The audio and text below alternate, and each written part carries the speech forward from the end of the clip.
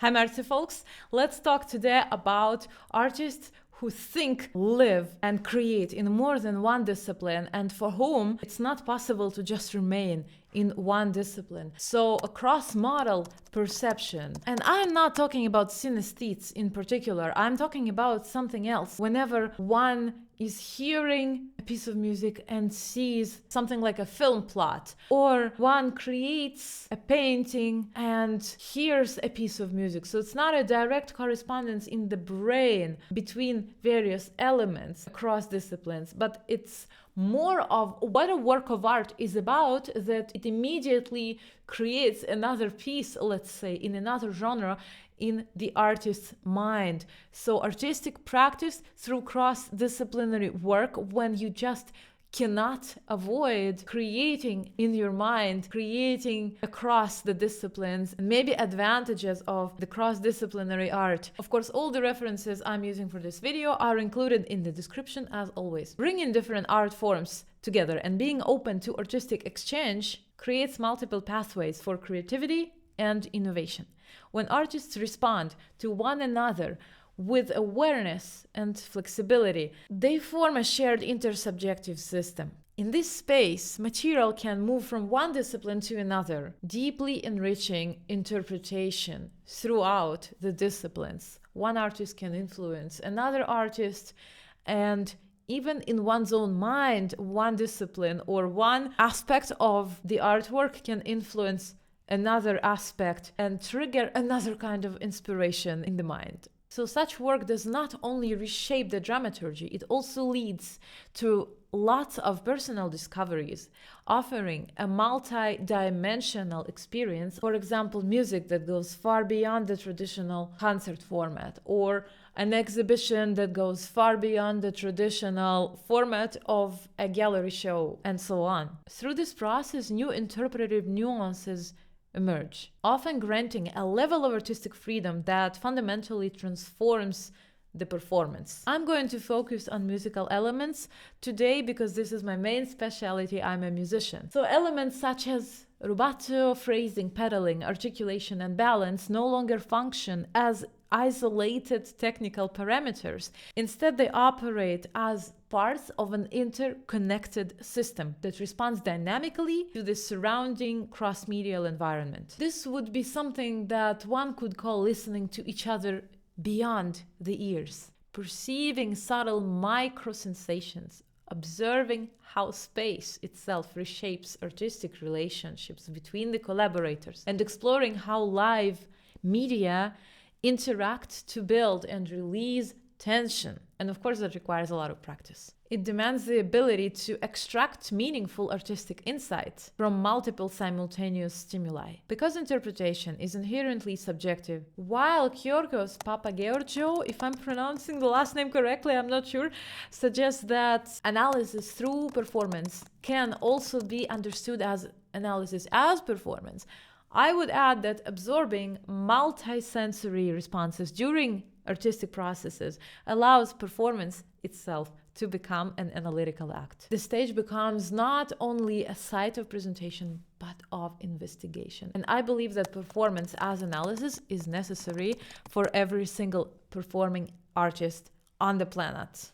Because if we do not analyze what is happening on stage and in the practice room, in the rehearsal room, there is no progress ever possible. Through intermedial collaboration, a performer's understanding of musical cohesion can evolve across multiple interconnected layers: texture, timbre, motif, theme, rhythm, gesture, and phrasing. These elements begin to intertwine, reshaping perception and creating a more immersive experience of the work, both for the artists themselves as well as for the audience. This expanded understanding encourages musicians to approach music as a multidimensional art form, one enriched by movement, spatial acoustics, kinesthetic awareness, and visual stimuli.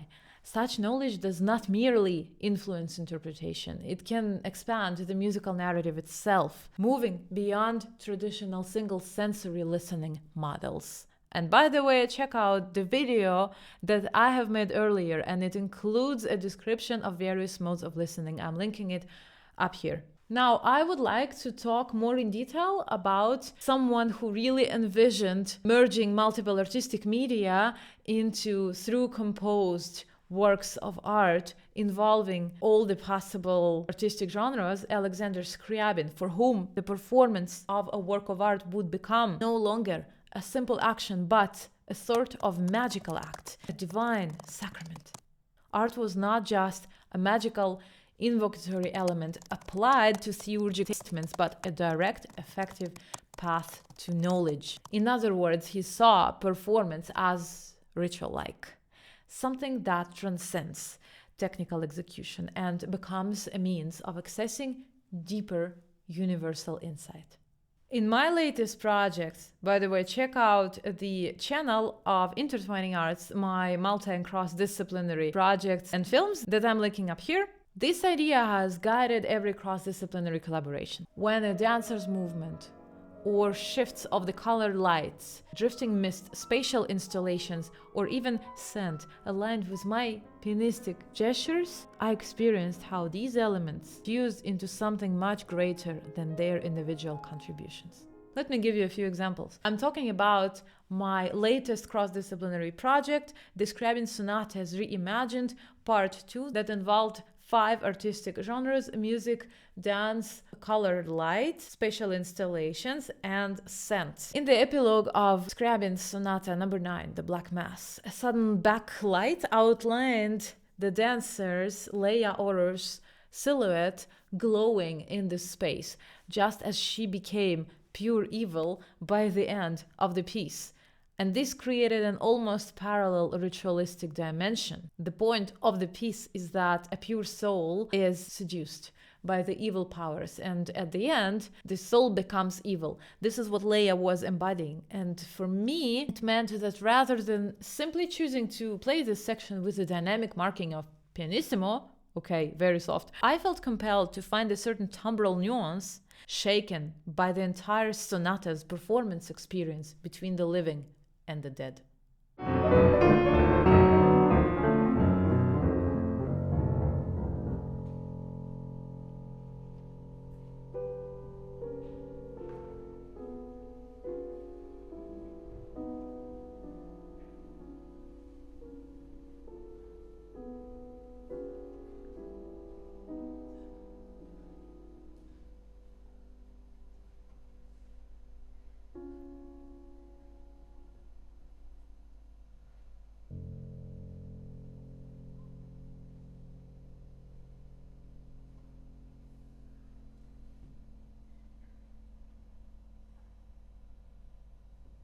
The transformation, however, was mutual. As my dancer embodied pure evil, I experienced that transformation myself internally as well. This passage through darkness became necessary in order to then reach the sense of purification and rebirth that follows in Skryabin Sonata number 10.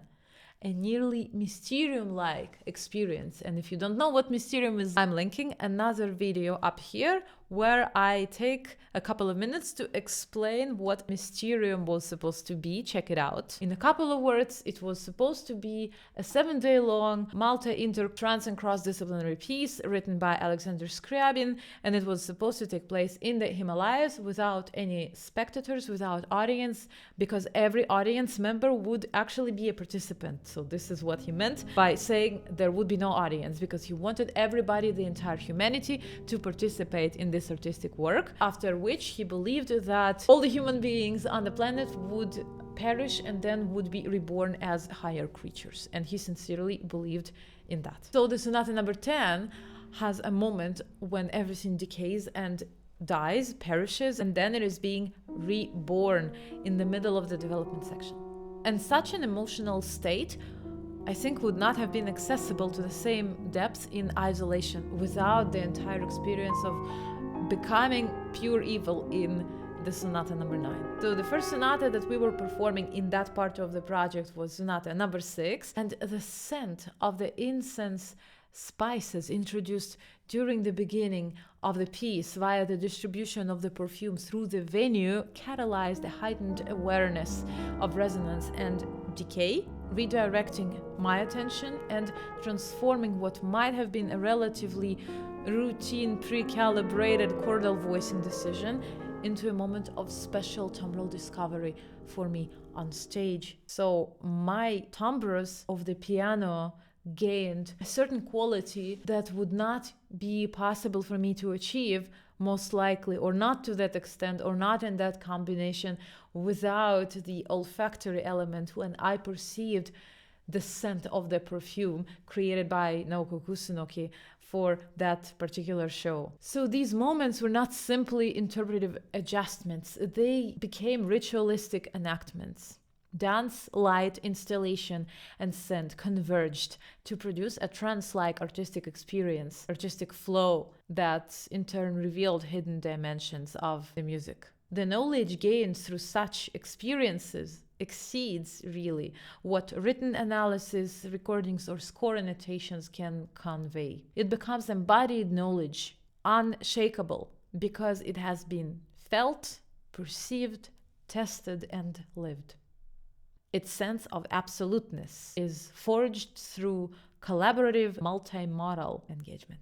By situating Skryabin's magical act with such experiments with dance, light, installations, and scent, the performance can indeed function as a direct, effective path to knowledge, validating his claim in a contemporary context. So let me summarize the 3 final points for you to take away after watching this video. First, artistic interpretation flourishes when embedded in a cross-modal environment, as collaboration with other media, dance, light, installations, and scent deepens temporal flexibility and enriches textural, phrasal, and timbral nuances aspects of musical expression. Second, multisensory collaborations generate entirely new dimensions of structural understanding that would remain hidden in a traditional solo setting, for musicians especially, breaking through the limitations of single sensory approaches. And third, kinesthetic exchange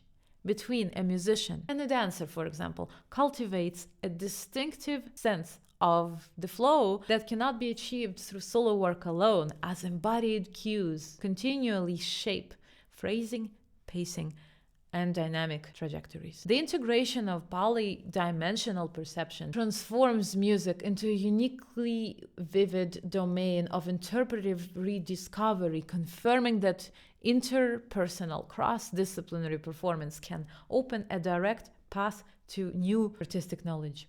Approaching solo repertoire, solo piano repertoire, for example, as in my case, from this perspective, despite its complexity, reveals interpretive depth that solitary practice rarely reaches. In Skryabin's case of my own work, it also invites a renewed understanding of the composer's own philosophy of performance. Write in the comments if you have ever tried thinking cross-modally. Maybe you were born thinking cross-modally, so please share your experience. And if you're an artist thinking this way, can you tell me whether you have ever tried to combine multiple artistic media in your work? I hope that this video was enriching, informative, and helpful, and you have learned something new. If this is the case, make sure to hit like. Thank you so much for being with me today, and I'm going to see you in the next video. Bye!